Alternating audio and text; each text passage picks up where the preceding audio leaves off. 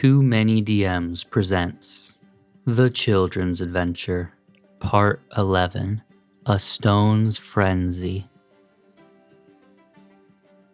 A few months after Kinnis was at the Fates Embrace Carnival, we find ourselves where he is every day, back at Stone's Root at his home. And right now, it's a few moments before the wardens go out to the Hollowdark. Kinnis is standing there, watching them all suit up, get ready, start marching in that direction, lining up. What does Kinnis normally do during this time of waiting? Kinnis always watches them suit up and get ready, but always watches till the very moment he can't see them anymore. Goes as far as he's allowed to, climbs the tallest tree, and watches them go. And usually tries to also see if he can see or hear anything of the battle that they're doing.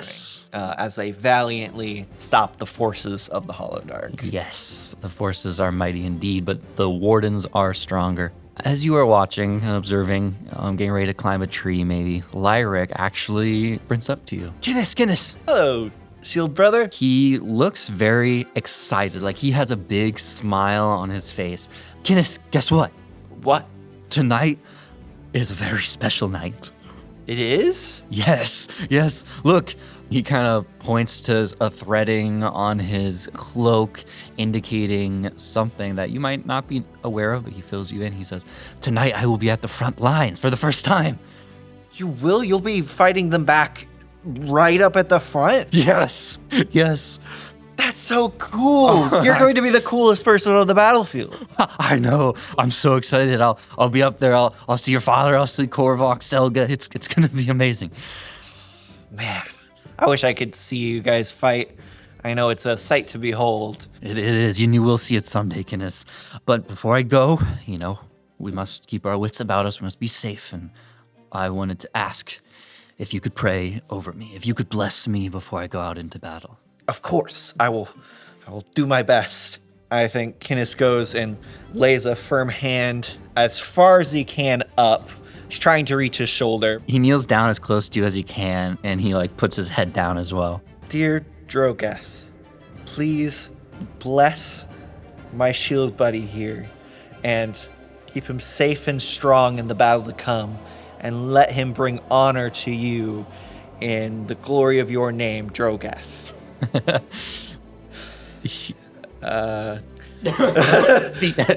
end. Amen. Nice. Lyric is very still while you're doing this, taking it very seriously. And though he is not aware of it, though you are not aware of it, as long as Kinnis continues to concentrate on the battle, on Lyric's first day at the front lines, Lyric will actually be under the effects of a bless spell. Nice. As in this moment, Kinnis casts his first magic unknowingly. Kinnis feels something, and he kind of looks up and looks for the star that he knows is Drogath. Looks up to see that twinkle and kind of smiles and goes, "You're going to do so well. I'm so excited for you." Oh, thank you, Kinnis, thank you. And he just gives you a very playful little shove. I fly back but quickly kind of roll back onto my feet and just start running, and I'm going to try to tackle him down. He plays along with it and allows you to kind of hit him onto the ground, even though he could stand firm if he wanted to. You guys tumble for a little bit, and he hops back up. As the other wardens are moving, he has to go. Bye, Kinnis. Thank you. Thank you. Have a great battle. Of course, for Drogath. For Drogath. Yeah, and he hops into line with the rest of the wardens. You watch him march off. Yes, I watch him march off and kind of follow them a ways and eventually find my tree that I usually climb to go watch them go. Time passes. Same routine as every day. You sit there and listen, trying to see, trying to hear the sounds of the battles ensuing, along with a lot of the other little Ruckboard children along other trees watching as well. And eventually the time comes for them to return. Kinnis has been up here for a long time. Yeah. And is definitely very sleepy at this point. The sound of their return kind of jolts you awake. And this is incredibly routine for you. You do this almost every day. And so it's very obvious when their return sounds different.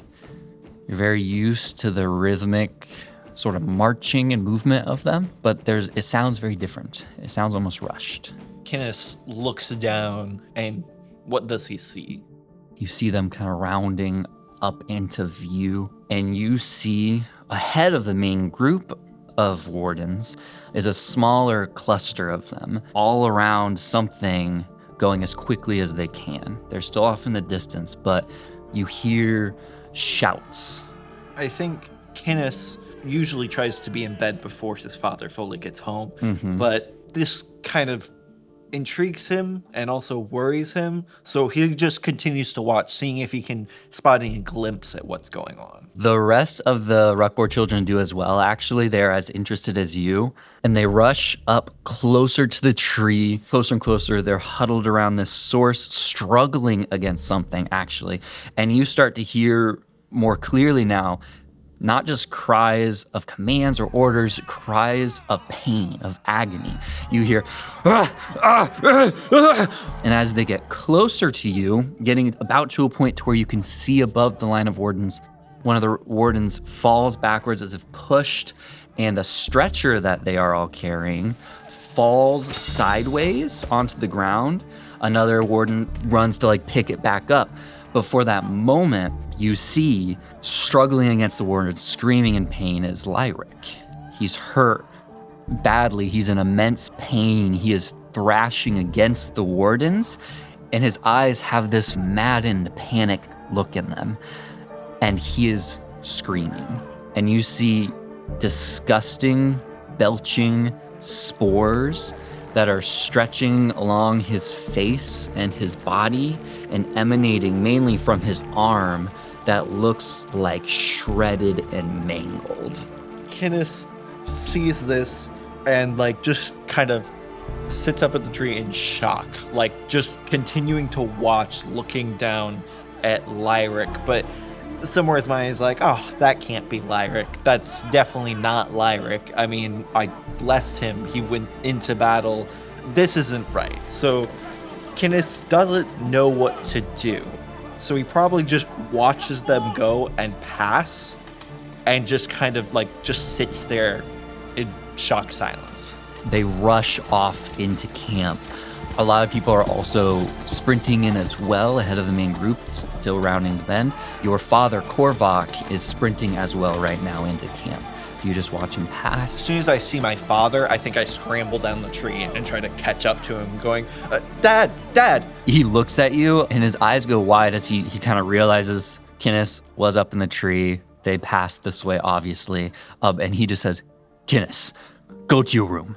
Dad, where's Lyric? He hasn't stopped moving. He's hurrying as quick as he can. Kinnis, go to your room now.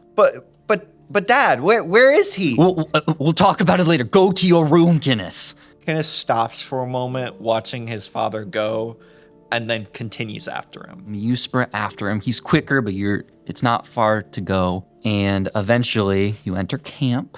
There is a tent ahead that's currently open. Someone's looking out behind it, sees Korvac. Hurry! You sees another warden that is running into the little tent flap alongside the cave. I was like, I got the medicine. Someone else, Silka, prepare the ritual. As people are kind of rushing in, a lot of adults rushing into this tent. I think that doesn't stop me, and I continue rushing as well, trying to squeeze my way in. Are you trying to do it sneakily? I don't think I am. I think I'm just trying to break in. Okay. So this is a tent that's in the side of a cave, sort of, with a tent flap over it. Your father goes in. Some other people do. You sneak in between the legs. There's a lot of people here, so it's hard to see, but you do catch glimpses of it. And in this place, the sound of your friends and your family crying out to Drogeth is very loud. There are chants, there are rituals, there are prayers happening in this place. But above all that noise, you hear blood-curdling screaming. Cries of agony and pain, and you hear hurried cries of others. You see them pushing against Lyric's body, funneling magic into him. It won't work. It won't work. No, he's going mad. We have to stop it. We need to take action now. Come on, no, not that. Yes. And people passing medicine, moving, trying to just help Lyric as much as they can. You see flashes of his eyes.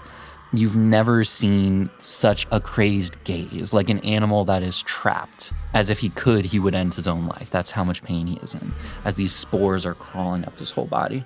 I think Kinnis, seeing this, stops short and just stares. I don't think he knows what he's even comprehending, and I don't think he even comprehends that this is Lyric. I still think in his mind, in his head, this is somebody else. This isn't his shield buddy that he blessed going into battle. He's just shocked and just stays still. This is going on, continuing. It is getting worse and worse. You don't fully comprehend what's happening, but it is getting bad. Words are passed, something is said, and you hear the ringing of a heavy axe being lifted. And you see your father picking one axe up. In his eyes, you see pain and sorrow. You look at Lyric. He is, at this point, he's fighting the wardens so much that he's like pushing them off of them. People are getting hurt by him as your dad is lifting this axe up into the air. And you get the feeling that he is going to strike Lyric. I think Kinnis runs away. The axe is picked up. You turn, you run. He stumbles out, not really knowing where he's going. Tears start kind of welling in his eyes, and he goes and like finds somewhere and just kind of collapses a little bit next to a rock and just kind of like shaking a little bit. Tears running through his eyes, and he just closes his eyes and can't think of anything but that axe being lifted, and he can't help but what imagined right after. This place is so focused on this moment that you can almost hear, even from this distance, a heavy crack of a weapon being embedded into stone, and complete silence over the whole camp.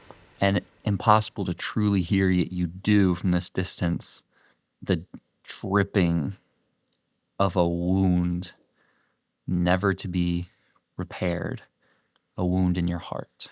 Kinnis just cries and just lies there and cries. Some time passes. It could be a few minutes, it could be hours. Out here this evening, the star of Drogoth shining on you. And you eventually hear heavy footsteps of your father approaching. And he sits nearby to you. Just a Realizing that it's his dad, I think Kinnis just tries to give a brave face, like kind of like just tries to stand up and stand up tall. It's obvious that he's been crying, but he looks at his dad and just goes, "Dad, where's Lyric?" He isn't trying to hide how he feels as he looks out, very somber, very distant.